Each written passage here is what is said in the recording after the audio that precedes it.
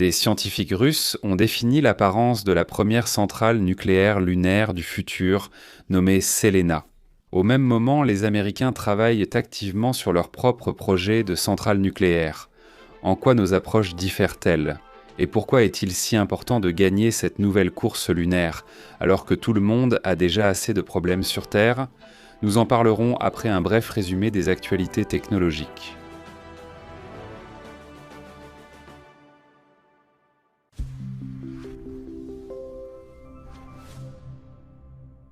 Le navire polyvalent de sauvetage et brise-glace Kertchenski Proliv a rejoint la flotte de sauvetage maritime. Le premier bloc énergétique de la centrale nucléaire Koursk 2, avec réacteur VVERTOI, a été connecté au réseau électrique russe. Le cosmodrome de Vostochny a été relié à la grande sous-station Amourskaya, obtenant une seconde source d'alimentation.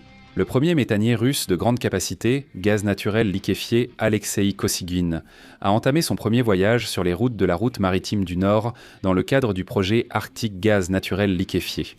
2. Les essais en vol de l'hélicoptère léger monomoteur polyvalent Mi-34 M1 équipé du tout nouveau moteur VK-650 ont commencé. Le plus grand CubeSat russe, Scorpion, au format 16 unités, a été mis en orbite avec succès et pris en charge. Les scientifiques du Centre quantique russe ont présenté le premier ordinateur quantique ionique sur Quditz, un système quantique opérant simultanément avec 7 niveaux d'état quantique. Le complexe national de lutte laser contre les drones a, pour la première fois, détruit un drone vu à la première personne à une distance d'1 kilomètre lors des essais.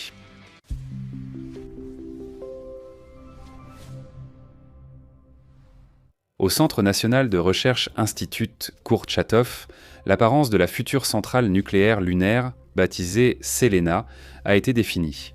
Les détails du projet ne sont pas divulgués, mais il est connu qu'il repose sur les technologies de la centrale nucléaire de faible puissance Helena AEM, spécialement développée pour les conditions rigoureuses de l'Arctique. C'est une centrale nucléaire compacte jusqu'à 5 MW, dont la principale caractéristique est son autonomie.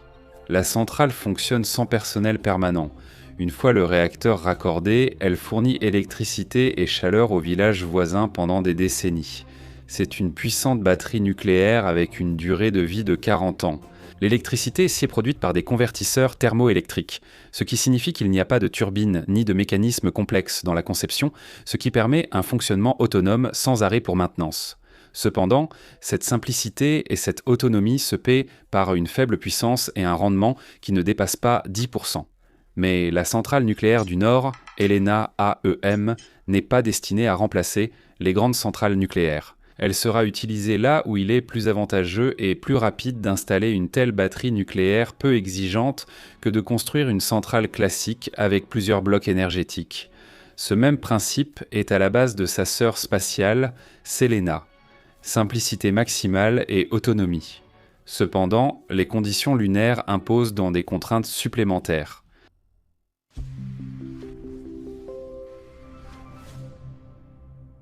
Bien qu'Helena soit une centrale nucléaire compacte, une fois assemblée, elle forme un cylindre de 15 mètres pesant 168 tonnes.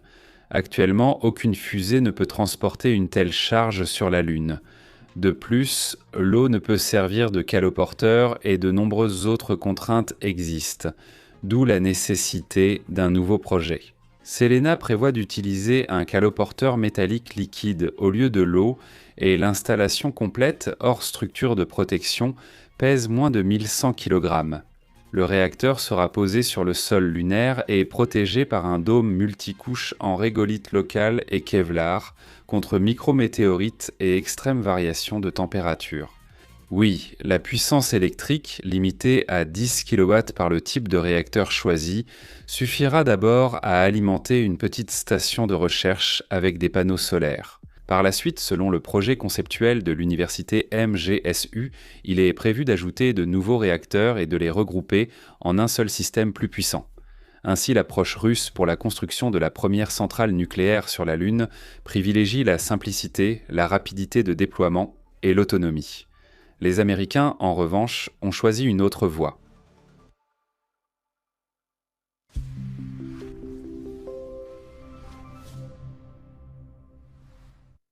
Les Américains partent du principe qu'ils ont immédiatement besoin d'une source d'électricité puissante et à haut rendement sur la Lune. C'est pourquoi ils ont opté pour une installation de 100 kW avec conversion dynamique de l'énergie via une turbine et un système complexe d'évacuation de chaleur. Le réacteur, pesant 5 à 7 tonnes, doit tenir dans la soute d'une fusée comme la Falcon Heavy de SpaceX. La centrale nucléaire est modulaire. Cœur, turbine et radiateur sont livrés séparément et assemblés sur la Lune. Si la centrale russe Selena fonctionne selon le principe « on l'allume et on l'oublie », la station américaine exigera un entretien régulier des turbomachines et du circuit haute température, en échange d'une puissance supérieure. Malgré un meilleur rendement, les Américains devront consommer et livrer davantage de combustible nucléaire sur la Lune, générant plus de déchets nucléaires. Les projets russes et américains sont complexes et coûteux, car une centrale nucléaire lunaire nécessite une grande infrastructure pour utiliser son énergie. Dans notre cas, il s'agit d'une petite base de recherche. Tandis que les Américains ont immédiatement visé une construction à plus grande échelle, prévoyant apparemment l'installation des premiers sites de production.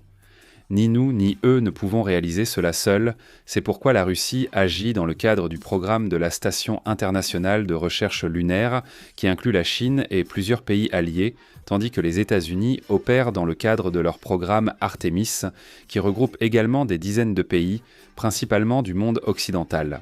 Notre base devrait être mise en service en 2035. Cela peut sembler un pronostic trop optimiste, mais les Américains le prennent très au sérieux. C'est pourquoi ils accélèrent leur programme afin d'installer la première centrale nucléaire sur la Lune dès 2030.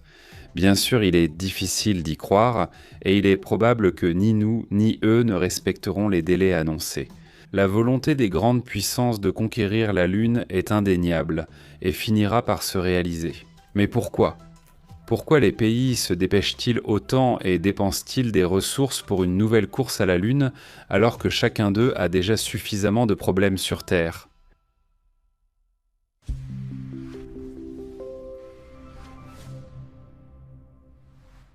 Il y a 500 ans, l'Espagne et le Portugal faisaient en face à des caisses vides, une pauvreté généralisée, des révoltes, la peste, des guerres et des conflits religieux. Mais malgré cela, les deux monarchies ont fait un pari risqué et incompris par beaucoup sur de lointaines expéditions maritimes, ce qui a bientôt marqué le début de l'ère des grandes découvertes géographiques et a transformé le monde. Aujourd'hui, les grandes puissances traversent une crise similaire, qui nécessite une expansion au-delà de leur environnement habituel pour être résolue. La Lune est un nouveau continent qui offrira à l'humanité des ressources inaccessibles, accélérera l'apparition de nouvelles technologies et changera à nouveau le monde.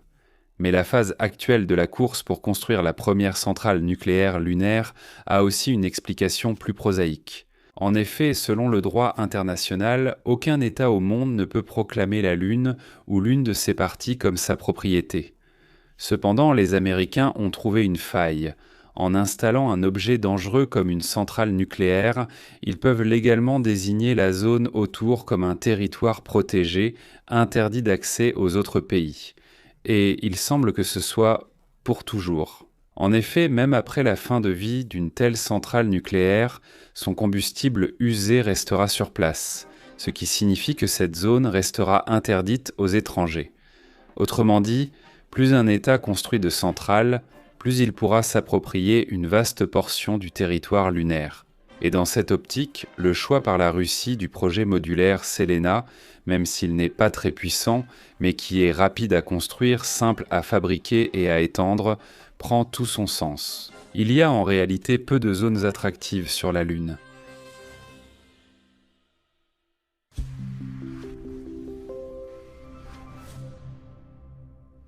En un sens, l'immobilier le plus prestigieux aujourd'hui, ce sont les emplacements favorables sur la Lune. Pour l'instant, ils n'appartiennent à personne et ne valent rien, et celui qui s'y installera en premier pourra y établir ses droits. Cependant, il n'y a pas tant d'emplacements adaptés, ce qui explique la rivalité croissante. L'un des paramètres clés est la présence d'une surface plane d'au moins 10 km sur 10. C'est là que les appareils atterriront et que la base sera construite. Il est également important d'avoir une visibilité radio avec la Terre pour assurer la communication. Il est essentiel que la zone soit éclairée par le soleil le plus longtemps possible, ce qui permettra de recharger les panneaux solaires et de réduire la charge sur la centrale nucléaire. Il doit également y avoir à proximité des matières premières, le régolithe comme matériau de construction et la glace lunaire comme source d'eau. De plus, le relief doit permettre de tracer des itinéraires optimaux pour les robots. Les zones proches des pôles répondent le mieux à ces critères. Ce sont précisément ces emplacements que les Chinois, les Américains, nous-mêmes et d'autres pays souhaitent occuper, et dans certains cas, les zones d'intérêt se chevauchent, d'où la précipitation. Celui qui s'installera en premier affirmera ses droits. Bien que la Russie participe à un projet commun avec la Chine, nous maintenons également des plans pour une exploration lunaire indépendante. Sur le pôle sud comme sur le pôle nord, nous avons étudié en détail et sélectionné des sites appropriés. Malgré l'échec de la mission Luna 25, nous préparons de nouvelles missions. En 2028, l'orbiteur Luna 26 sera lancé pour assurer la communication, puis d'autres appareils suivront, y compris un nouveau rover lunaire, afin de commencer ensuite la construction de notre propre base nationale. Nous suivrons l'évolution des événements et vous en parlerons dans les prochaines éditions. À suivre l'annonce. La capture de Maduro par les Américains a surpris beaucoup de monde. Pourtant, des actions similaires ont récemment visé Saddam Hussein, Muammar Kadhafi, Slobodan Milosevic et d'autres dirigeants. Mais pourquoi Trump fait-il cela en réalité ? Il aurait pu continuer à étouffer le Venezuela économiquement sans problème. Pourquoi cette action risquée et ambiguë ? La réponse ne se trouve pas du tout là où la plupart des gens la cherchent. En 2024, les Chinois ont inauguré en grande pompe Chanchayi, un mégaport en eau profonde au Pérou, capable d'accueillir les plus grands porte-conteneurs du monde. Récemment, à Shanghai, un porte-conteneur chinois transformé en navire de guerre avec des lanceurs de missiles de croisière camouflés a été aperçu.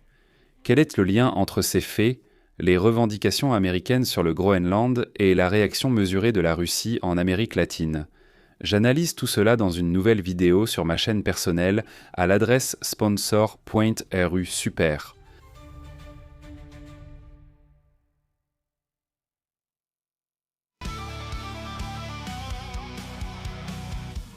Tu as surmonté la peur et le doute, cela signifie que ton tour est venu.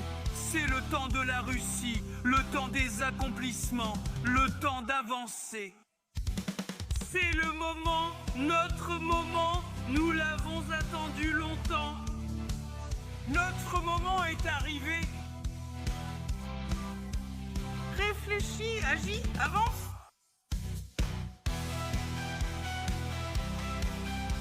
En avant, en avant. Il n'y a pas de temps pour la peur et le doute.